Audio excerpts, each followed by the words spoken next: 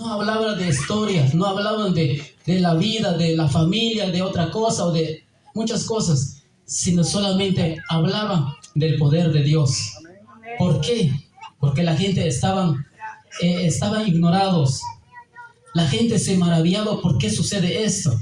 ¿Por qué esto? ¿Por qué aquel? ¿Por qué aquella? Se preguntaba entre ellos mismos.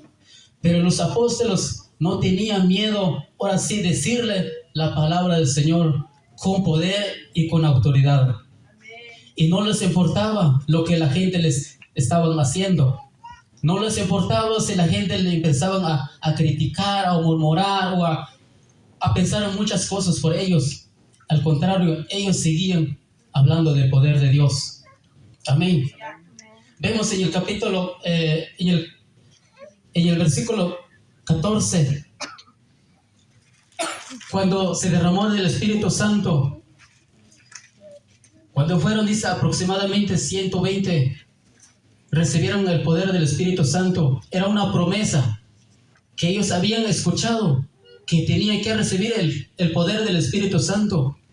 Y cuando cumplió esa promesa, la gente se asustaron, la gente empezaron mal por los que fueron bautizados por el Espíritu Santo. ¿Qué dijeron? Estos están borrachos, están ebrios. Pero había un hombre usado por Dios y nunca tuvo miedo. No salió corriendo, no se quedó callado. Fue impulsado por el Espíritu Santo. Se paró en medio de todas esas gentes. Él no dijo, tengo miedo a hablar. Él se paró con autoridad y empezó a decirle. El versículo 14 dice, entonces Pedro, poniéndose en pie con los 11, alzó la voz y les habló diciendo, varones judíos y todos los que habitáis en Jerusalén, esto sea notorio, oíd mis palabras. 15, porque estos no están ebrios como vosotros suponéis, puesto que es la hora tercera del día, mas esto es lo dicho por el profeta Joel. Y en los postreros días, dice Dios, derramaré de mi espíritu sobre toda carne, y vuestros hijos y vuestras hijas profetizarán, vuestros jóvenes verán visiones, y vuestros ancianos soñarán sueños.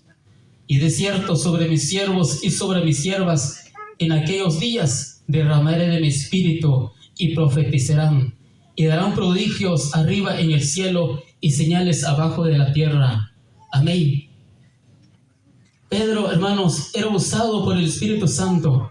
Después que fueron bautizados por el Espíritu Santo, en ese momento empezó a ser usado por el Espíritu Santo.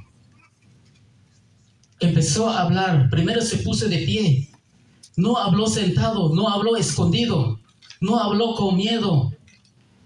Se separó, se puso en pie en medio.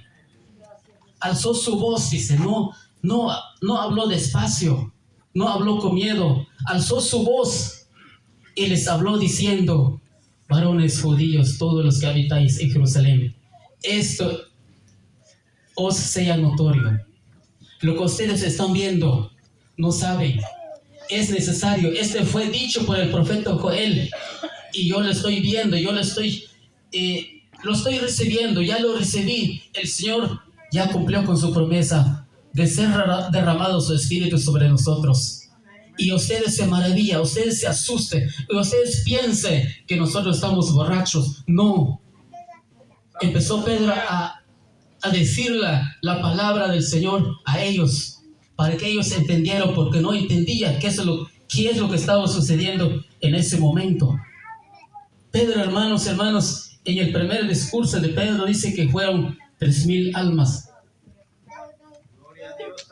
que creyeron en el Señor y aceptaron al Señor.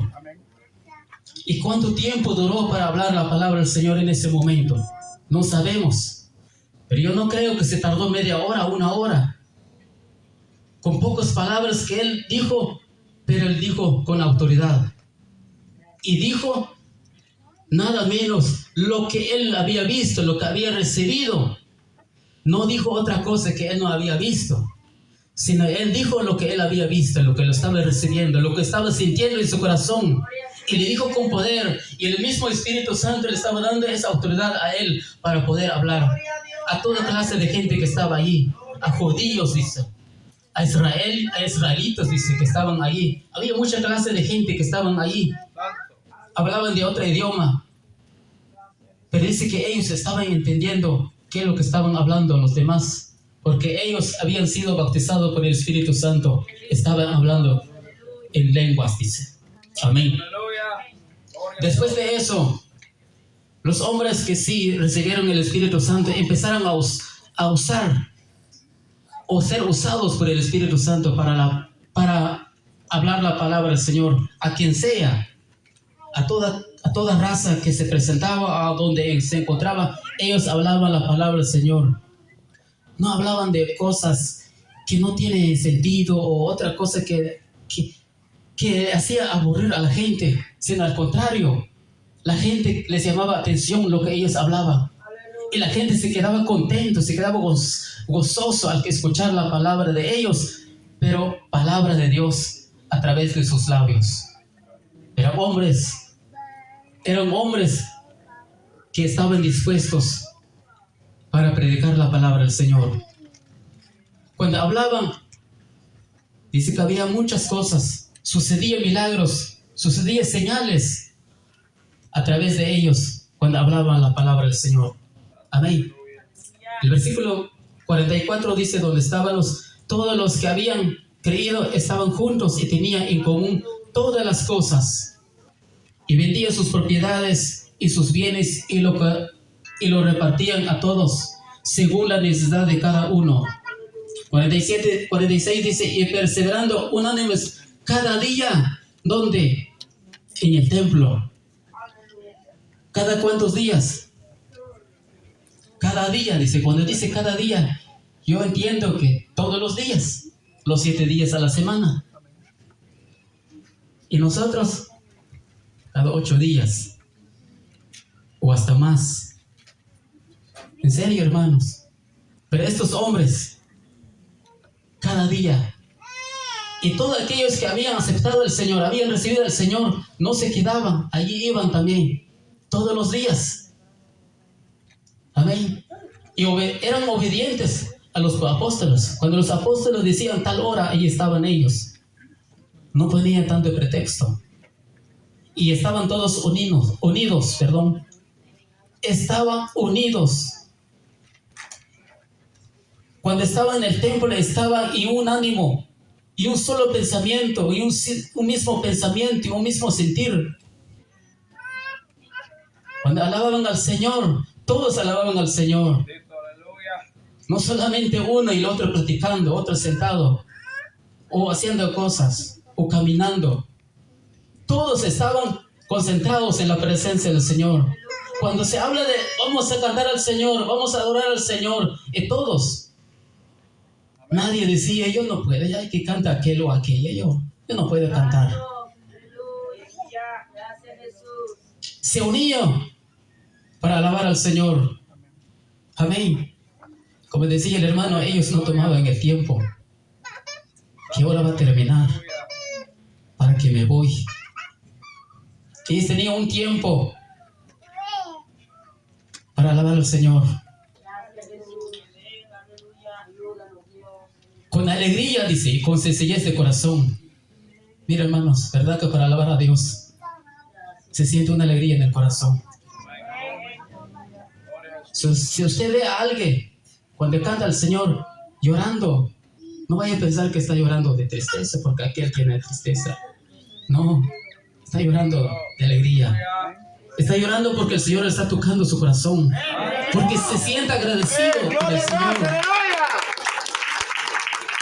porque siente una paz en su corazón.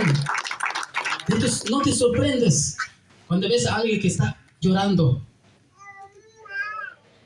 No piensas que aquel o aquella está pasando un momento difícil. No, está llorando en la presencia del Señor. Porque hay algo que le está tocando su corazón y su vida.